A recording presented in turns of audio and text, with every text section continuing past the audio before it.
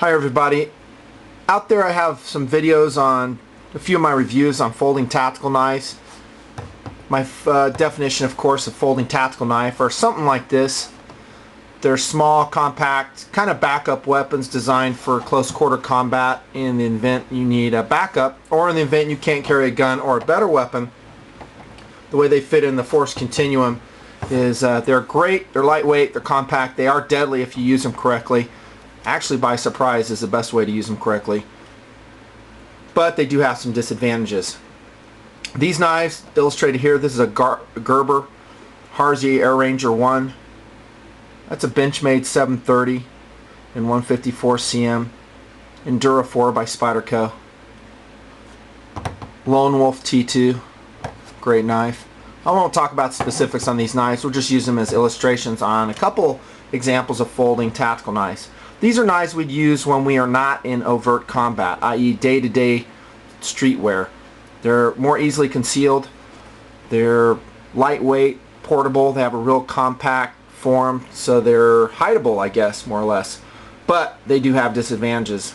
Less reach, they're weaker, slower to deploy. They're less versatile, perhaps, than a full-size fixed blade. And some of y'all might have even some more ideas on how they fall short. So, this is for day-to-day, I call it non-covert combat. In other words, we're not in combat operations day-to-day. These would be great selections that you might use. They do have some disadvantages. Maybe the handle, I think one of my posters said he likes the hilt, and that's a great feedback. In other words, something that's flared out so your hand won't slip and go into the blade. That's excellent. I agree with that. However, what if we're in overt combat? Overt combat would be, of course, the troops in Afghanistan, Iraq, heck, maybe even if the balloon goes up here, heaven forbid. Then we don the tactical gear. Then our options open up a little more. I'll talk about two of those options. We're no longer limited to folding tactical blade, unless perhaps our loadout is such we're really weight limited. Keep in mind, you're carrying a lot of stuff. An AR-15 mag will weigh 17 ounces fully loaded. That's if you go with a mag pull like this variety. So you're carrying a lot of weight. Depending on how many of those you have, you might want to go with a folding tactical knife perhaps. Maybe not. If you have the room, if you have the capability, i.e. web gear to attach it to, maybe going with a fixed blade knife might be a better option. And I'll talk about two of those that I think highly of. Tactical fixed blade, i.e. combat knives. Yes, primarily designed for killing bad guys. This is number one. This is a Spyderco Fred Perrin. I think very highly of this knife. And I'll tell you why. First off, it's very lightweight. It is 5.9 ounces complete. That includes a tech lock folder in the back, which by the way is configurable however you want it. Take the screws out, you can shift it up and down the sheath. If you want to go horizontal carry, maybe on the back of your belt, on a web gear, a molly attachment, or go vertical, you can. That tech lock attachment is very handy. Does add a little bit of weight, too much weight if you ask me. They could make it lighter, but that's the technology we have as of 2008. Works pretty darn good. So great sheath, plastic sheath with tech lock, and then we come to the knife. These are simpler, of course. These are fixed blades. They're not the folders, so there's less to comment about really. So the review should go faster. This is the blade itself. Adequately long for close quarters combat. Has a great handle design so you can get your hand really locked in there. So yeah, it may not have a totally flared hilt on the top, but it has excellent jimping, really sharp. You can get traction on that so your hand won't slide forward. I talk about that a lot. And then you can lock your index finger in there. You can go reverse grip on it should you want to. You can lock your pinky in there, wrapping your thumb around the top. If you wanted to fight that way, that would work nice too. The steel is VG10. I've had a lot of great experience with that. Generally in the mountains, it holds an edge well. Takes a real fine edge in my experience too. Relatively rust resistant as well. This one's black coated, which is fine. Great handle with a Santoprene insert in it, making it even more non-slip. In addition to that indentation for your index finger, then it's very ergonomic and comfortable. Very fast blade, lightweight, and it's simpler perhaps than a tactical folder. You don't have to deploy it, it's already deployed. All you got to do is grab it, yank it out, and you're ready to go. but it does have the advantage of bulk. Yes, it does weigh a little bit more in this example, but it is bulkier. But for overt, in other words, out in the open combat, you're less limited in my opinion. So you can use something like this Spyderco Fred Perrin. Lightweight. You could attach it to your web gear. I don't have this vest configured for it. In fact, I'd probably carry it on the belt around the back of on my hip, and then ready to reach around, deployed if I needed to. Ready access. Fixed blade is an excellent alternative if you're in combat. Iraq, Afghanistan. Has more options. You can cut more food with it.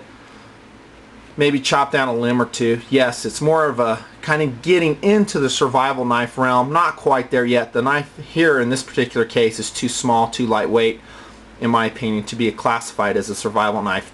It is purely a fixed blade, tactical, i.e. fighting knife, and it performs in that role, I believe, extremely well. Spyderco Fred Perrin. Excellent pick, especially for the money out there. You can't go wrong for an overt fixed combat blade. Now let's go to one of my other favorites. Friggin' wicked, friggin' nasty. And that's a cold steel taipan double-edged dagger. Let's start off with a sheath though, and that's going to start it off kind of on a downside. I don't like the sheath that comes with a cold steel taipan. I think it's inadequate. It's a leather sheath. It is not a quick attachment. It needs a belt loop attachment. It's a slow deploying sheath, i.e. you have to come out here, then yank the blade out, and notice that the hilt gets caught between those two retention straps, so you kind of have to spread it out.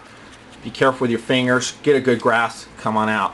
One of these days I'm going to go ahead and commission or make myself a Kydex sheath for the taipan, and I think it will make this knife absolutely perfect. So the sheath is substandard if you ask me, not in quality, it's just in the design and execution.